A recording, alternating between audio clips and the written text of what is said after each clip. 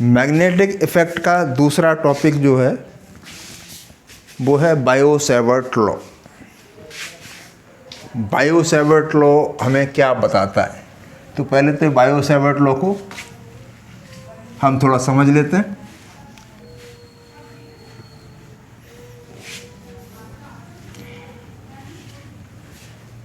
सबसे पहले जैसे कोई वायर है, ये इसमें करंट आई फ्लो कर रहा है, तो बेटा क्या होगा? ये तो बता ही चुका हूँ मैं। इसके चारों ये है आपका बायो-सेवर्ट्स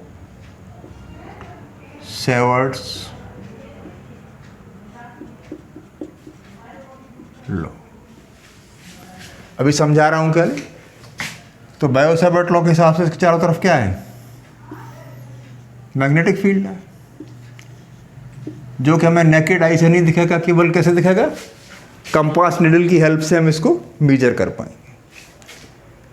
तो बेटा अगर करंट की वैल्यू ज़्यादा होगी, करंट कम होगा तो मैग्नेटिक फील्ड वीक होगा, करंट ज़्यादा होगा तो मैग्नेटिक फील्ड स्ट्रांग होगा।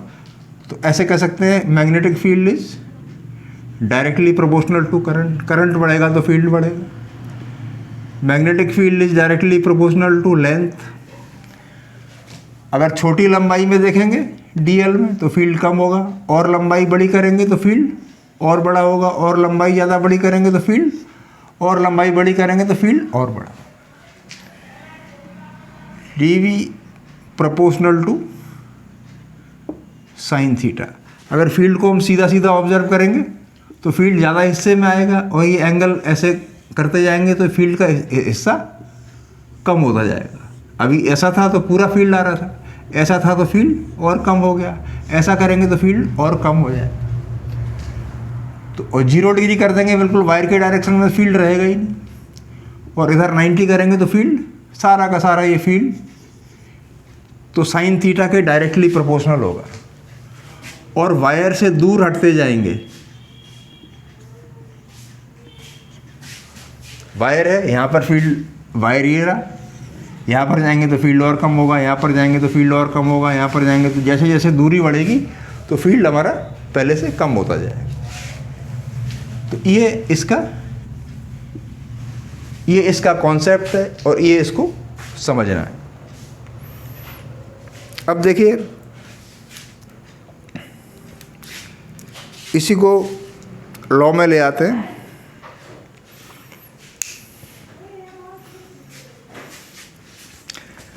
लॉ में ले आते हैं इसको।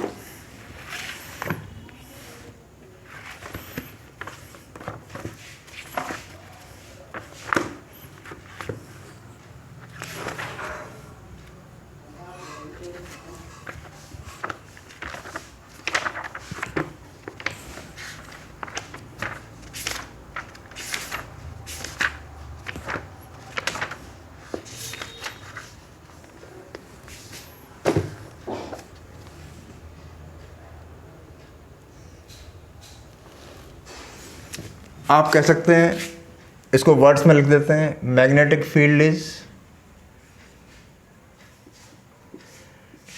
इज डायरेक्टली प्रोपोर्शनल टू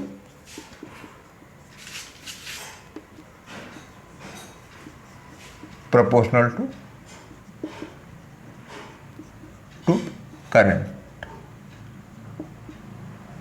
यानी DV is directly proportional to I. ये फर्स्ट हो गया। सेकंड में ये लेंथ के डायरेक्टली प्रोपोर्शनल है, तो directly proportional to the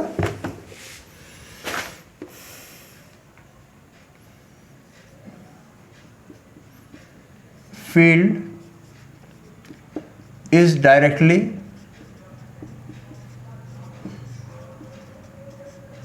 proportional to the length of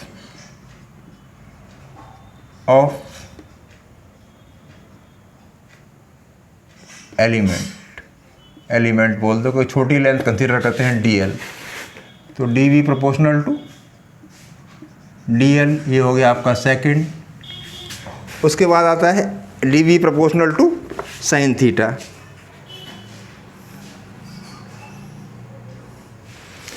ये आपका है magnetic field is directly proportional to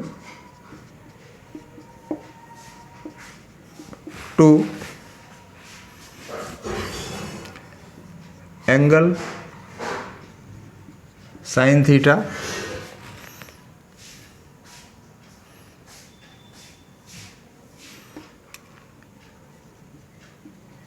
angle between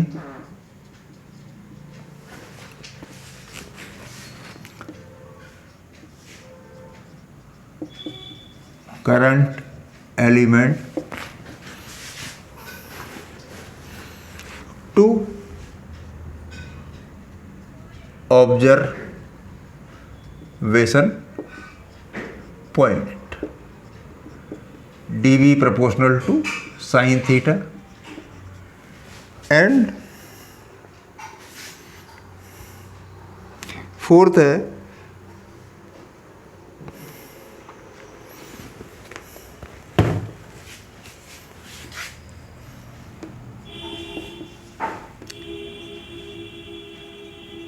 inversely proportional to the square of distance between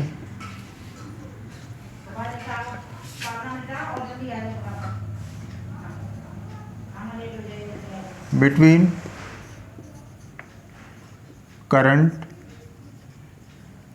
element and observation point, dV proportional to 1/r। अब इसका हम figure बना लेते हैं।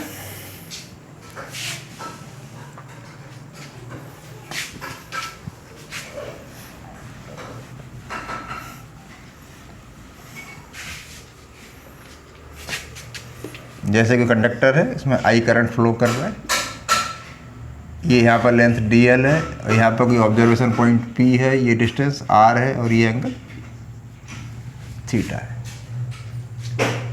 और I करंट इसमें फ्लो कर रहा है।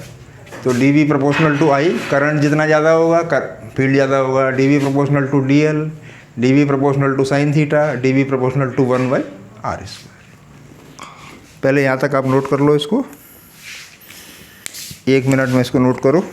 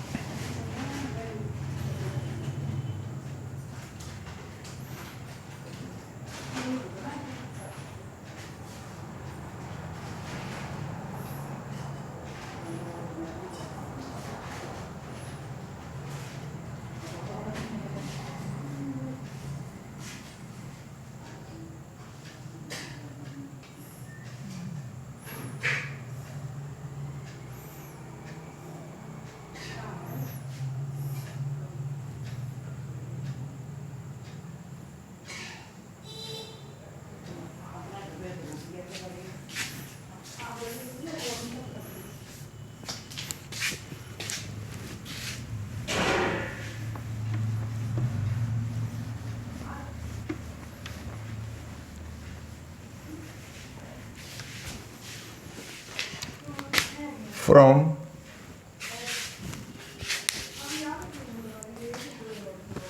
फोर इक्वेशन थे, फ्रॉम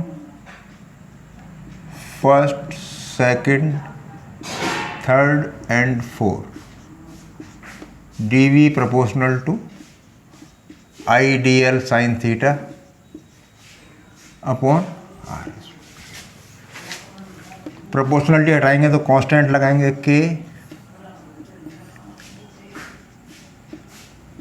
k का वैल्यू होता है μ0/4π।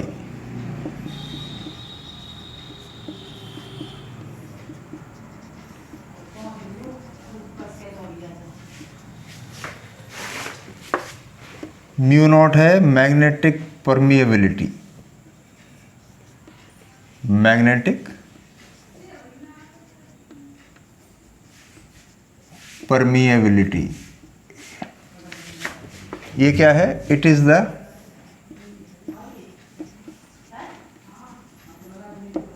Ability of medium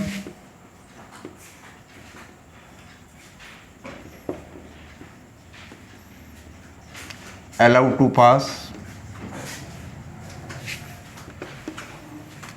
to pass magnetic lines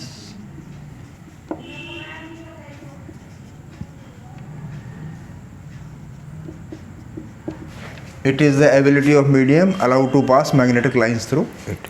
यानी कितनी मैग्नेटिक लाइंस को वो अपने अंदर से होकर जाने देगा।